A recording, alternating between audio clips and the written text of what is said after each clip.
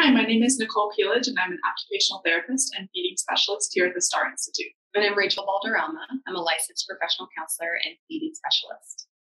We are here to talk about summer vacation. It can be a really fun time for you and your family, but can also be really stressful, especially if you have a child that has a hard time with foods.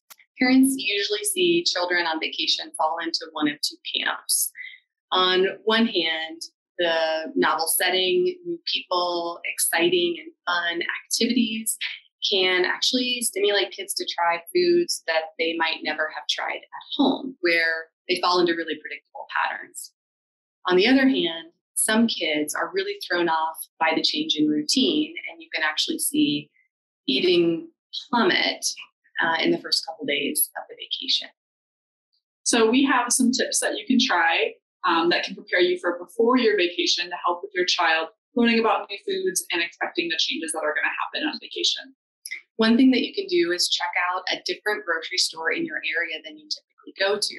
This is helping your child experience flexibility within something that's similar to what they know, but with slight differences. So you can check out a grocery store that has different options. If you're traveling internationally, you could try an international grocery store where your child could actually see some of the foods that they might see where they're going to go.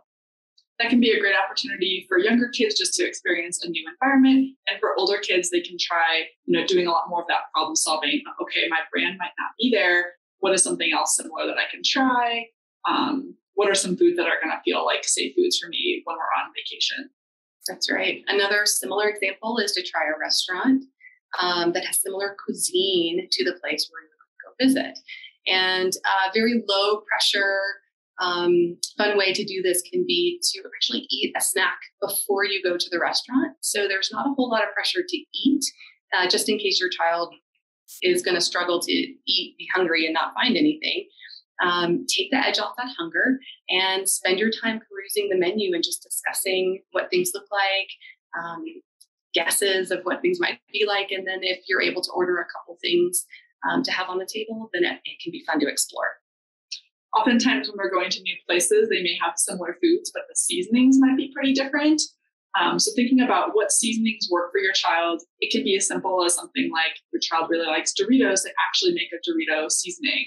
So that's something that you can easily bring with you that doesn't take up much room and can make foods at restaurants or even in your new place be more familiar and feel more safe. It might be as simple as salt or pepper or garlic salt, tahini, or things like ranch dressing. Exactly. We also want to think about what are some of the cues around eating for your child. So it might be that your child always eats with the same plate or utensil or placemats. Are those things that you can bring with you to try to make mealtime feel more familiar and more safe for them?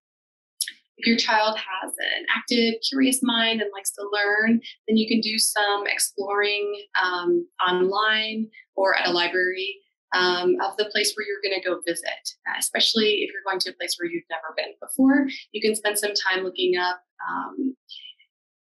the cultural differences of that place. What can we expect there? And part of that can be food exploration as well. What can we expect to find on the table? What things do they grow in the region?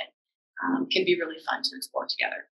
And while you're talking about this new place that you're going to go, helping your child understand, what's going to happen. Maybe that's creating a calendar to show them, okay, in a couple of weeks, we're going to go on this trip.